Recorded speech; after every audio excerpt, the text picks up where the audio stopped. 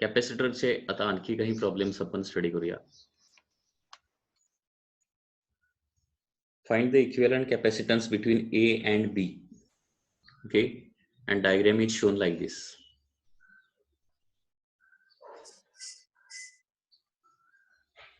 So this is the first plate.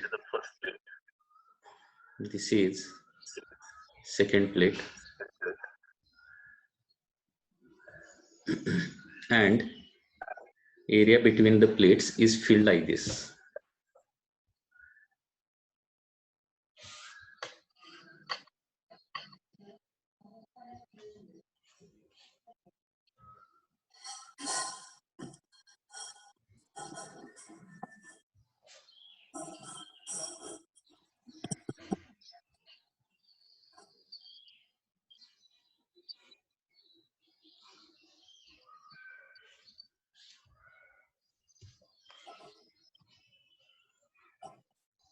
So here there is a dielectric constant of 4.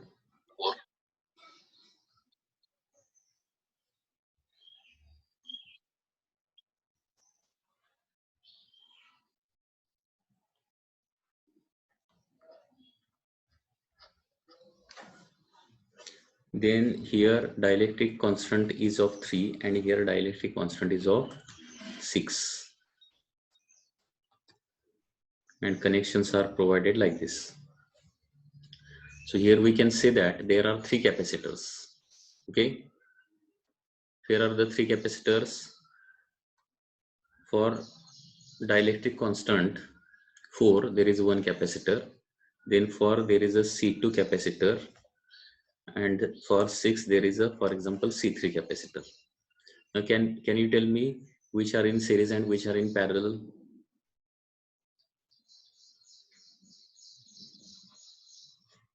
So diagram can be represented like this. This is C1 and C2 and C3 are in series. Okay, so first of all C1 calculate kariya. C1 general formula for capacity is A epsilon naught K divided by D. Okay, so for C1 what will be the formula? Tell me.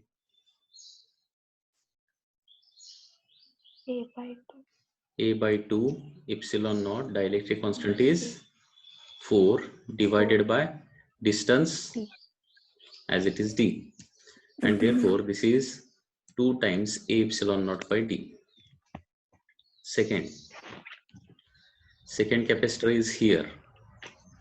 Okay, so here area, tell me area. A by 2 epsilon naught, dielectric constant is 3 divided by D by 2. D by 2.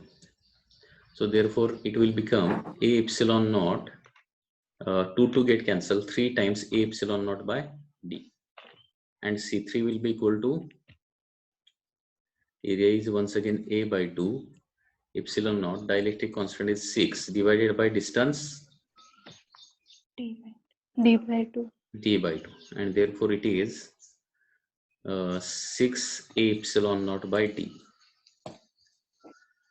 Now in this case C1 is parallel to series combination of C2 and C3. मग कोणाचा equivalent अगोदर find out करावा लागेल? C2 C3. हां, C2 C3 चे अगोदर जे आहे ते सॉल्व करावं लागेल. C2 and C3. मग सिरीज मध्ये आहेत ना C2 and C3. त्याचं equivalent capacitance 1 by CS is equal to 1 by C2 plus 1 by C3 करूया. That is 1 by C2 म्हणजे D divided by 3A epsilon naught plus D divided by 6A epsilon naught. So D by A epsilon naught common काढलं तर bracket मध्ये 1 by 3 plus 1 by 6, that is 3 by 6 होणार ना. 1 by 3 means 2 by 6. 2 by 6 plus 1 by 6, 3 by 6. That is D divided by 2A epsilon naught. So CS is equal to 2 times A epsilon naught by D. That is CS. Now CS is equivalent of C2 and C3. Now this CS and C1 are connected in parallel, and therefore CP is equal to direct addition 2A epsilon naught by D plus 2A epsilon naught by D. Total is 4A epsilon naught by D is the answer. 4A epsilon naught by D. So in this way, for any such type of combination, you can calculate equivalent capacitance.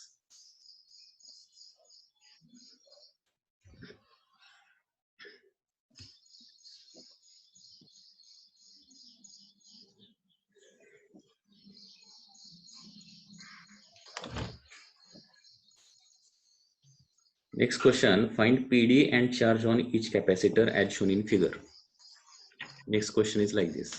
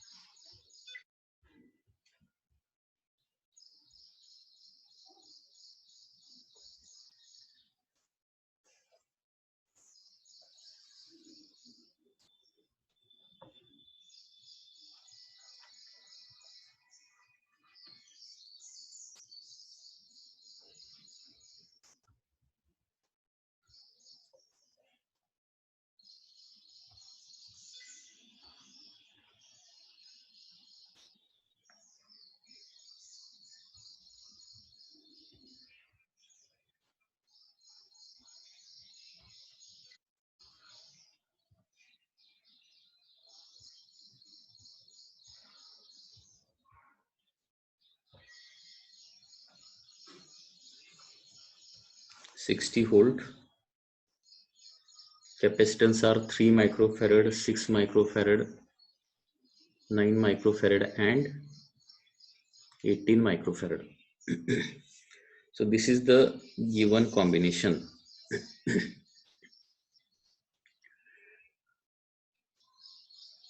Okay, आता प्रत्येकाचा PD आणि प्रत्येकावरचा charge त्याने find out करायला सांगितलाय. कसं find out करता येईल बघा. Suppose बॅटरीचं negative terminal जे आहे ते 0 व्होल्टला मी अज्युम करतो. Negative terminal as 0 volt, therefore positive terminal will be at 60 volt because PD of battery is 60. Okay, so 60 will go directly at this point and at this point. So here there is a 60 volt, here there is a 60 volt. And 0 volt will go directly to these points. 0 volt कारण directly connected points काय असणार आहे, potential सगळ्यांचं सेमच असणार. म्हणजे 3 आणि 6 ला किती, 3 च्या लेफ्ट हँड साइडला 60 आणि 6 च्या राईट हँड साइडला किती आहे, 0 आहे. याचा मिनिंग असं झाला 3 आणि 6 सिरीज कॉम्बिनेशन आहे आणि त्याला पीडी किती आहे, 60 व्होल्ट्स आहे. ओके, आता दोन कॅपॅसिटर सिरीज मध्ये असले तर याला तर 60 मधला याला थोडा जाणार आणि याला थोडा जाणार आहे. किती जाणार आहे ते फाइंड आउट करायचं आहे आपल्याला. कसं, तर C1 as to C2 sorry PD काढायचं आहे ना, P1 as to V2 लिहायला पाहिजे. कारण phi is equal to Q by C ना. सिरीज कॉम्बिनेशन मध्ये काय असतं, आता हे दोघे सिरीज मध्ये आहेत, 3 आणि 6. सिरीज कॉम्बिनेशन मध्ये चार्ज सेम असतो and therefore P1 as to P2 is equal to 1 by C1 as to 1 by C2. Denominator काढून टाकूया, 6 न मल्टिप्लाय करूया, 2 as to 1 येणार. एकूण व्होल्टेजचे 3 पार्ट्स करूया, म्हणजे प्रत्येक पार्ट येणार आहे 60 डिवायडेड बाय 3, म्हणजे each part is of 20 volt येणार. आता पहिलं जे व्होल्टेज आहे त्याला 2 पार्ट पाहिजेत. 2 पार्ट म्हणजे 40 व्होल्ट, आणि दुसरा जो कॅपॅसिटर आहे त्याला P2 ला 1 पार्ट पाहिजे म्हणजे 20 व्होल्ट. सो आन्सर आलं, here there is a 40 volt and here there is a 20 volt. Similarly आता बघा, 9 च्या लेफ्ट हँड साइडला 60 व्होल्ट आहे आणि 18 च्या राईट हँड साइडला 0 व्होल्ट आहे. म्हणजे 9 आणि 18 ला एकूण पीडी आहे 60 व्होल्ट. लक्षात येत आहे. 9, 18. Here there is a 0 volt. Here there is a 60 volt. So once again, phi1 as to phi2 is equal to 1 by c1 as to 1 by c2. दोन्ही टर्मला 18 ने मल्टिप्लाय केल्यावर काय येणार, पुन्हा एकदा 2 as to 1 येणार आहे. जे पुन्हा एकदा व्होल्टेज जे आहे ते एकूण 3 पार्ट्स मध्येच डिवाइड होणार. 60 व्होल्ट जे आहे ते, आणि त्याच्यामुळे काय होणार बघा, once again this will have 40 volt and this will have 20 volt. That is your answer. आता प्रत्येकाचं व्होल्टेज मिळालंय आणि चार्ज कसा काढायचा, चार्जचा फॉर्म्युला काय रे,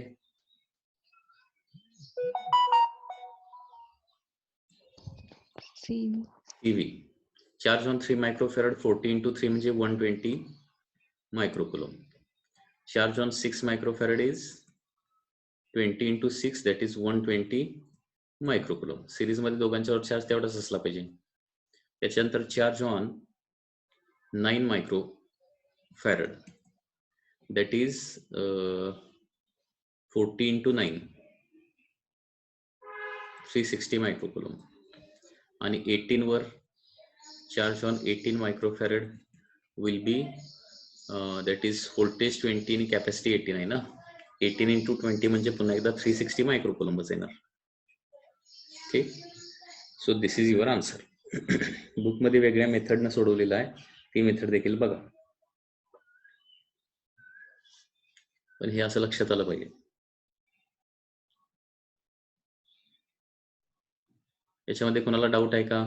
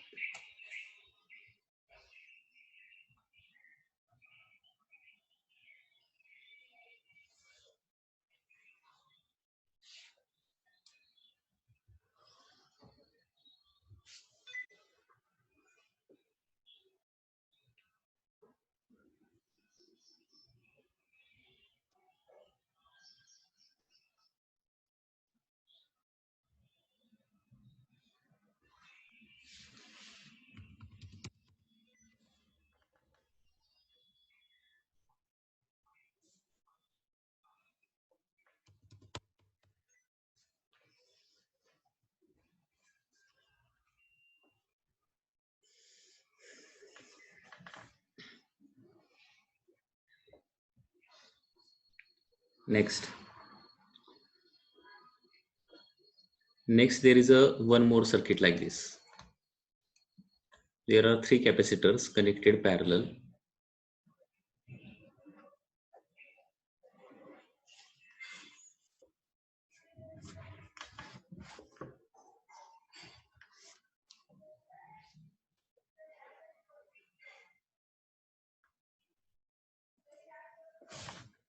This is connected to 2 capacitor 9 and 6. These are 5, 6, 7 microfarad. Then this is 9 and 6. Then there is a 4 microfarad. Then there are 2 capacitors connected in parallel. These are of 6 microfarad and 6 microfarad. And this whole combination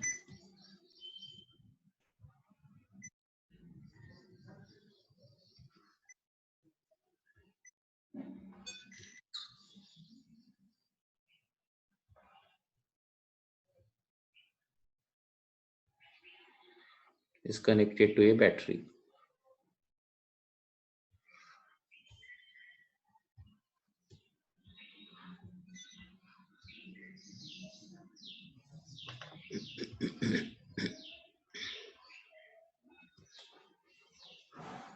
Battery is of EMF E.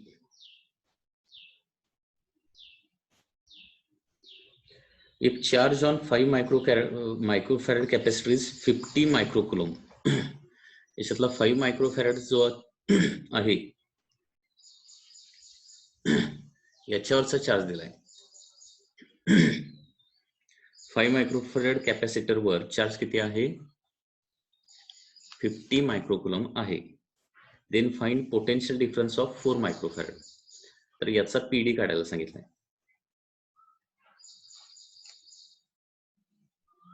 याचा PD काढायला सांगितलाय आणि EMF of battery देखील काढायला सांगितलंय. या दोन गोष्टी calculate करायच्या. So circuit diagram is shown like दिस.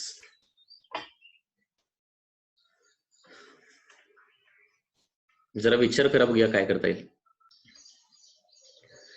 हे बघा, इथं कॅपॅसिटी दिली आहे 5 मायक्रोफॅरेड आणि चार्ज दिलाय 50 मायक्रोकुलम. तर याच्यावरून इथलं व्होल्टेज आपल्याला काढता येईल.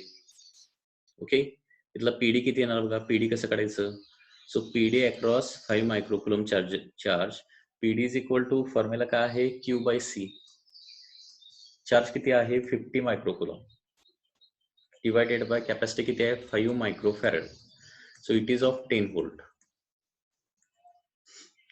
ओके, 10 व्होल्ट म्हणजे याला सपोज इथं मी काय केलं, सपोज 0 व्होल्ट ऍझ्युम केलं तर इकडे किती येणार आहे 10 व्होल्ट यायला पाहिजे, कारण पीडी किती येतोय 10 व्होल्टचा येतोय. आता 10 व्होल्ट हे इथं पण जाणार, इथं पण जाणार, हे 0 व्होल्ट इथं पण जाणार आणि इथं पण जाणार. म्हणजे here there is a 10 volt, here there is a 10 volt, here there is a 0 volt, here there is a 0 volt. म्हणजे थोडक्यात काय झाला, पॅरल कॉम्बिनेशन मुळे 6 मायक्रोफॅरेडला देखील काय झाला 10 व्होल्ट पीडी झाला आणि 7 मायक्रोफॅरेडला देखील 10 मायक्रोफॅरेड पीडी झाला. म्हणजे सगळे एकाचा पीडी मिळाला की त्याच्या पॅरल मध्ये असणाऱ्या सगळ्यांना पीडी काय येणार तेवढाच येणार. लक्षात येत आहे.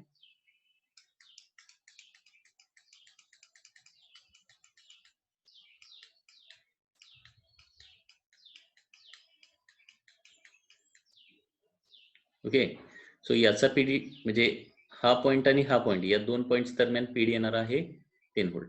आता याचा चार्ज काढूया. Charge on 6 microfarad capacitor, Q is equal to CV. 6 into phi किती आहे 10. सो 60 मायक्रोफॅरेड, याचा 60 मायक्रोफॅरेड चार्ज आहे, मायक्रोकुलम चार्ज येणार आहे याचा 60 मायक्रोकुलम सॉरी. आणि charge on 7 microfarad will be capacity is 7 into 10, that is 70 microcoulomb. So याचा चार्ज असणार आहे 70 मायक्रोकुलम. आता लक्षात घ्या, हा 50, 60 आणि 70 एकत्रित होऊन हा काय होणार आहे पुढे 9 ला मिळणार. लक्षात घ्या चार्ज तो, म्हणजे या तिघांची जर ऍडिशन केली, okay, so charge on 9 microfarad capacitor, म्हणजे याच्यावरचा चार्ज म्हणजे काय असणार आहे 50. कारण चार्ज जो आहे तो पुढे असा काय होणार, या 3 पाथ मध्ये डिवाइड होणार आणि परत तो 3 पाथ मधला चार्ज एकत्र येऊन काय होणार आहे 9 कुलम मधून पास होणार आहे. सो किती चार्ज 9 कुलम मधून पास होणार, 50 प्लस 60 प्लस 70 म्हणजे किती होणार 180 मायक्रोकुलम. आणि तेवढाच चार्ज कोणावर असणार आहे 9 मधून जेवढा पास होणार तेवढाच 6 मधून पास होणार आहे. Charge on 6 microfarad will be equal to also 180 microcoulomb, कारण तो एकच पाथ आहे, दुसरा पाथच नाही. आता याच्यावरचा चार्ज झाला 180 मायक्रोकुलम, याच्यावरचा झाला 180 मायक्रोकुलम. आता कॅपॅसिटी आणि चार्ज माहित आहे, परत या दोघांचं व्होल्टेज मी काढू शकतो. तर voltage of 9 microfarad, voltage of 9 microfarad किती येणार बघा, Q बाय C ना. Q किती आहे 180 डिवायडेड बाय C किती आहे 9, सो 20 व्होल्ट. म्हणजे याचं व्होल्टेज आलं 20 व्होल्ट. तसं voltage of 6 microfarad that is once again Q by C, charge किती आहे त्याच्यावर 180 आणि कॅपॅसिटी किती आहे 6, देअरफॉर 30 व्होल्ट येणार. म्हणजे याचं व्होल्टेज झालं 30 व्होल्ट. आता थोडस बघा इकडे लक्ष द्या, या दोन पॉइंट मध्ये पीडी किती आहे 10 व्होल्टचा आहे. लक्षात येत आहे, इथं झाला 10 व्होल्ट एवढे दोन पॉइंट मध्ये. त्याच्यानंतर या दोन पॉइंट मध्ये पीडी किती झाला 20 व्होल्ट, बरोबर ना. आणि या दोन पॉइंट मध्ये पीडी किती झाला 30 व्होल्ट. मग या दोन पॉइंट मध्ये पीडी किती होणार सांगा रे मग मला. आता दोन पॉइंट मध्ये पीडी किती होणार,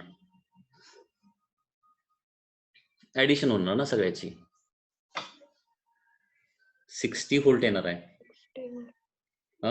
म्हणजे हा पॉइंट ए आणि हा पॉइंट बी असेल तर potential difference between A and B म्हणजे 10 + 20 + 30 दॅट इज 60 व्होल्ट येणार आहे ए आणि बी मध्ये. आता ए पॉइंट इथं पण जातोय ना डायरेक्टली आणि हा बी पॉइंट डायरेक्टली इथं पण जातोय, म्हणजे या कॅपॅसिटरला देखील काय होणार आहे 60 पीडी येणार आहे, 60 व्होल्टचा पीडी येणार. आता 6 आणि 6 पॅरल मध्ये त्याच्याऐवजी एकच मी इथं लिहिला तर कितीचा लिहावं लागेल 12 चा लिहावं लागणार. आता हे 60 व्होल्ट जे आहे ते काय होणार आहे 4 मायक्रोफॅरेड आणि 12 मायक्रोफॅरेड मध्ये डिवाइड होणार परत. आणि ते कसं काढायचं मी तुम्हाला सांगितलंय. आता इथंच लिहितो Phi1 as to Phi2. कसं लिहितोय आपण Phi1 as to Phi2? Phi is equal to Q by C ना, 1 by C1 as to 1 by C2, that is 1 by 4 as to 1 by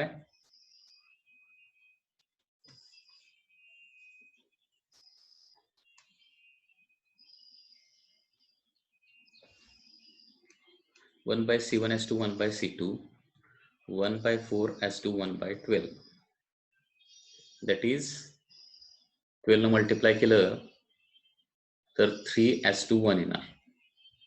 म्हणजे एकूण किती पार्ट्स करावे लागणार 4 पार्ट्स करावे लागणार. 4 पार्ट म्हणजे 60 व्होल्टचे 4 पार्ट्स केले तर इच पार्ट किती येणार आहे 15 व्होल्ट येणार. आणि 15 मधले Phi1 ला किती जाणार 15 व्होल्टचे Phi1 ला 3 पार्ट जाणार आहे आणि त्याच्यामुळं 15 3 आर 45 व्होल्ट 4 मायक्रोफॅरेडला येणार आहे आणि 15 व्होल्ट जे आहे ते या पॅरलल कॉम्बिनेशनला जाणार. लक्षात आलं. आणि टोटल ईएमएफ म्हणजे ए आणि बी मधला स्पीड ना, टोटल ईएमएफ म्हणजे 60 व्होल्टच येणार आहे. That is your answer. Okay, so 4 microfarad कॅपॅसिटरला जाणार आहे 45 व्होल्ट. ओके, आणि बॅटरीचा जो पीडी येणार आहे that is of 60 volt. Okay, लक्षात आलं का. क्वेश्चन, एका कॅपॅसिटरचा फक्त कॅपॅसिटीने चार्ज दिलाय त्याच्यावरून बाकीच्या सगळ्यांचं काढत जायचं आहे. या क्वेश्चन मध्ये कुणाला काही डाऊट आहे का.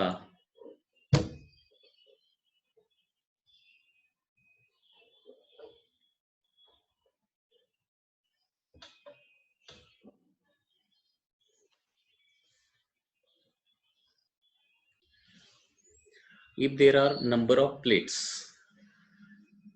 arranged parallel to each other like this,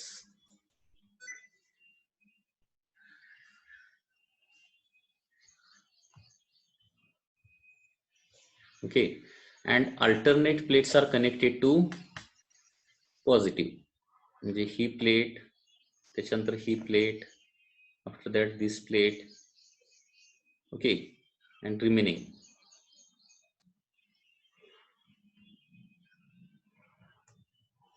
alternate plate जे आहे ते पॉझिटिव्हला जोडले आणि बाकीच्या रिमेनिंग अल्टरनेट प्लेट निगेटिव्हला जोडले तर इथे किती कॅपॅसिटर तयार होतात आणि इक्विव्हॅलंट कॅपॅसिटी काय असेल. म्हणजे प्रत्येक प्लेटचा एरिया ए आहे आणि 2 प्लेट मधलं सेपरेशन किती आहे डी आहे. तर हे तुम्हाला माहिती पाहिजे. आता पॉझिटिव्ह आणि निगेटिव्हच्या मध्ये काय होतो एक कॅपॅसिटर तयार होतो. म्हणजे इथं काय होणार आहे एक कॅपॅसिटर तयार होणार दॅट इज C1 असणार आहे. ओके, इथं निगेटिव्ह प्लेट आहे, इथं पॉझिटिव्ह प्लेट आहे, इथं C2 कॅपॅसिटर तयार होणार. इथं पॉझिटिव्ह प्लेट आहे, इथं निगेटिव्ह प्लेट आहे, इथं C3 कॅपॅसिटर तयार होणार. परत इथं निगेटिव्ह आणि इथं पॉझिटिव्ह, त्याच्यामुळे या 2 प्लेटच्या दरम्यान C4 आणि इथं 2 प्लेट असतील तर ही पॉझिटिव्ह आहे ही निगेटिव्ह आहे त्याच्यामुळे C5. बघा नंबर ऑफ प्लेट किती आहेत 1 2 3 4 5 6 प्लेट असले तर किती कॅपॅसिटर तयार होतात 5 कॅपॅसिटर्स. तर ही एक गोष्ट लक्षात ठेवायची आहे. If there are n parallel plates, if there are n parallel plates which are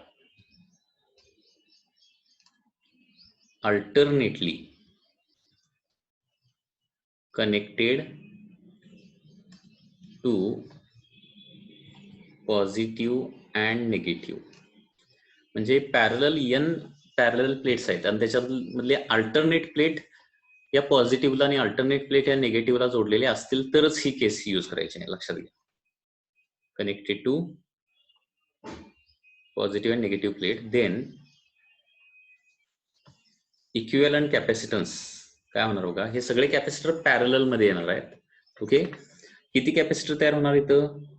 n-1 capacitor तयार होणार आहे आणि ते सगळे पॅरल मध्ये असणार आणि त्याच्यामुळे पॅरल कॉम्बिनेशन मध्ये काय होतं, एकाची ε0/d असेल आणि कॅपॅसिटर इथं तयार होणार आहे n-1, तर टोटल कॅपॅसिटन्स होणार आहे n-1 ε0/d. तर हे लक्षात ठेवायचं. सो n प्लेट असतील तर कॅपॅसिटर n-1 होणार आहे. लक्षात येत आहे, परंतु ते व्यवस्थित तुम्हाला बघावं लागेल की अल्टरनेट प्लेट पॉझिटिव्ह आणि निगेटिव्हला जोडलेले आहेत का, असं असेल तरच ते करायचं आहे, अदरवाईज नाही.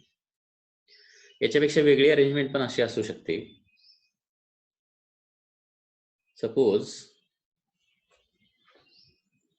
these are the two plates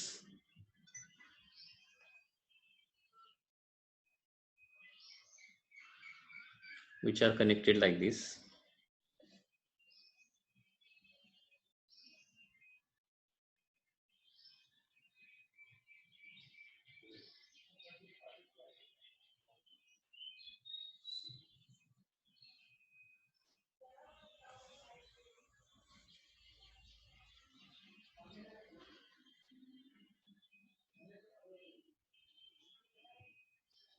So complete diagram is like this, and these two plates are connected to A, and only this plate is connected to B. So what is the equivalent capacitance? असा question आहे इथं. What is the equivalent capacitance in this case? Okay, आता A ला suppose आपण positive consider करूया आणि B ला negative consider करूया. बघा आता ही प्लेट जी आहे ती कम्प्लिटली निगेटिव्ह होणार आहे. ठीक आहे, म्हणजे पॉझिटिव्ह निगेटिव्ह किती होतात आणि किती कॅपॅसिटर तयार होतात ते अगोदर बघायचं. ही जी प्लेट आहे ती कशालाही जोडलेली नाही, म्हणजे ही न्यूट्रल प्लेट आहे. त्याच्यानंतर ही होणार positive, this will become positive. आता ही प्लेट कुठंच कनेक्ट नाहीये, त्याच्यामुळे काय होणार, इंडक्शन मुळे याच्यावर काय होणार आहे, निगेटिव्ह चार्ज डेव्हलप होणार. ओके, आणि इथं काय होणार आहे, दिस प्लेट इज, इथं कनेक्शन दिलंय ना directly, so it is also positive. ठीक आहे, म्हणजे इथे कॅपॅसिटर तयार होणार. आता प्लेटला नंबरिंग करूया, 1 2 3 4 आणि 5. आता बघा, this is point A, this is point B. A आणि बी मधली इक्विव्हॅलंट कॅपॅसिटन्स काढायला सांगितलं. हे वेगळा क्वेश्चन आहे, थोडासा लक्षात घ्या व्यवस्थित. ओके, एक काम करा, रिजॉईन करा तुम्ही सगळ्यांनी.